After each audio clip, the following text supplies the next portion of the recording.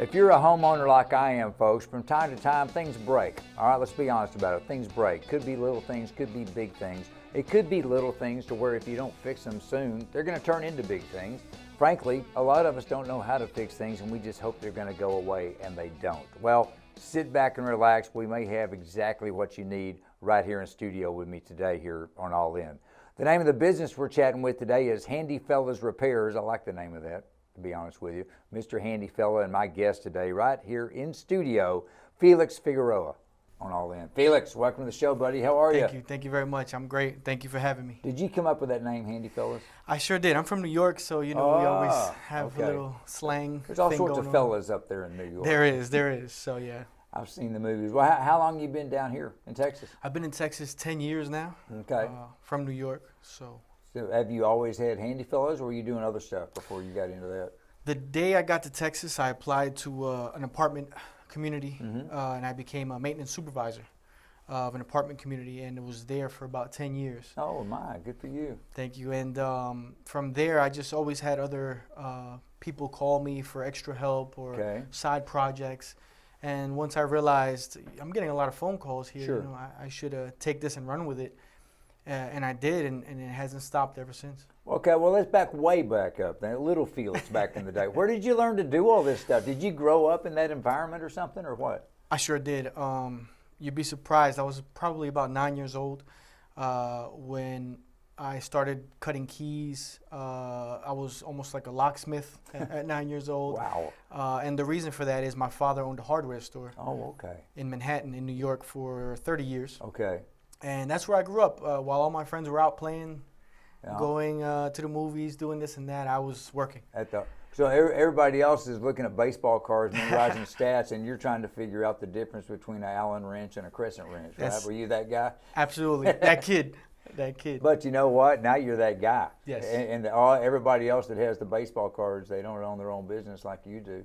You know, you have one of those businesses. It's a great business model because, and take this in the respectful way it's meant to be, you do the things that the rest of us mostly can't do or don't want to even try to do, right? Absolutely. I mean, that's a good way to be. You're a superhero. It really is. And I've noticed that.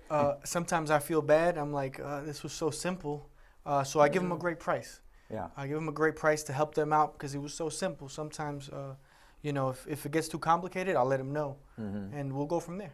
Well, is it fair to say, one of the things I mentioned on the intro is, as Brian the homeowner, not Brian the talk show guy, Brian the homeowner, a lot of times you'll see something in the house and you get used to it being there, and then all of a sudden it turns into a big deal. Do you run into that thinking, oh man, you should have called me a month ago? I run into it too often, to be honest.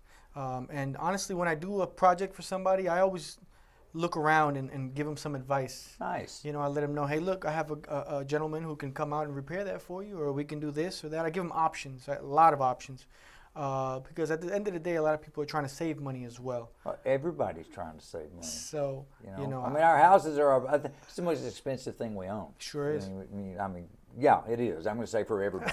I don't care. Some of us have bigger houses than others. Some of us have smaller houses. But for us as individuals, whatever that house is, it's the most expensive thing we're going to own. All right, so the name of the company, I'm pretty quick, picked up on this. It's plural, Handy Fellas. Are there other guys you work with too? There is a lot of guys I work with. There is only one other direct partner that I work with. Okay. But most of my guys, when I say fellas, it's because throughout my 10 years in Texas, I've built relationships with electricians, plumbers, roofers, etc. Okay. And I don't just have regular plumbers, electricians. I have guys that I know that they're going to do the repairs like they're doing it for their own family, their own mothers. Yeah. You know what I mean? They know that when they're done, they're done.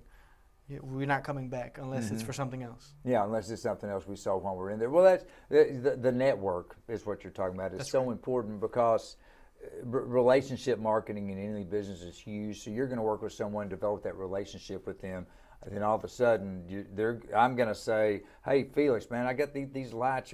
I know you're here doing the plumbing, but my lights, I got issues. Can you help me out? And you say, yeah, I got a guy. And when you say, I got a guy, I don't need to meet him, because I already know you, right? Bingo, bingo. When you recommend someone, they're walking in is just like they're wearing Handy Fellas right there on their shirt. Exactly. But, you know the phrase. I'm sorry. Sure. it's better when you want something done right, you do it yourself. So basically, throughout these 10 years, I've tried to find clones of myself. Okay. So I seem to have success with that, and the relationships that I've built, I feel confident enough to send somebody somewhere and not worry that the project isn't done correctly. Well, your name's on the line. That's right. You know, that relationship that you developed with that customer is on the line. That's right. You know, but because it's all up here, the guy that you bring in is going to respect that, because it probably works the other way. Maybe they're recommending you to go help them with something. That's right. You know, it's just a whole system out there. So with everything going on in the world these days, with the whole COVID thing, did that impact your business, the pandemic? It did a little. Regardless, I mean, people still have issues, and they still need to be repaired. Some sooner than others. We do show up all masked, covered. Good. Gloves sometimes. You know, we have the hand sanitizer with us. So, you know, we all have families as well. So Absolutely. we want to protect ours like we want to protect Well, it protects yours. both directions. It's protecting them from both directions. Exactly. So everything we just went through, you know, here in Texas, the weather's a little wacky. It doesn't get as crazy as New York, but when it gets crazy here, it gets really crazy. Has that done anything for you? Has your phone been ringing a little bit? I contemplated changing my number this past few weeks. Yeah. No, I'm just kidding. It's just the winter storm that hit very hard, and I was overwhelmed, and so were everybody. Oh, sure. In the industry or the business. Yeah. Parts weren't available. You know, everybody was busy going different directions, so we couldn't promise a time. But at this time, I think we're catching up. Good for you. We're getting those repaired and done, completed, and moving on to normal business. And business. it's the thing too, Felix, quite frankly, that a lot of times the consumers don't even, I mean, the consumers want to get their stuff fixed. They've got issues. You've got issues. For all we know, all heck is breaking out at your house, you know, but meanwhile, we're calling you to get over here and fix our house. So you have that whole life-family balance there that you always have to deal with as a small business owner. That's correct. You know, my family understands what I'm trying to achieve. So I think with time, you know, I'll be able to spend more time with them. But for now, I'm so focused on this that I'm looking to succeed. Good for you. Thank so you. where do you see this thing heading 5 years from now? Do you see expanding, or what's your market now? You're here in the Mid-Cities area, right? Yes. How far out do you go to work on jobs? The furthest I've been from Euless area is probably McKinney. That far out to Crowley, to Fort Worth, to Frisco, to Plano. Oh, that's a lot of driving. It's a big circle that we try and keep up. It's hard to turn down jobs for us. Sure. So, you know, it just depends how big the project is.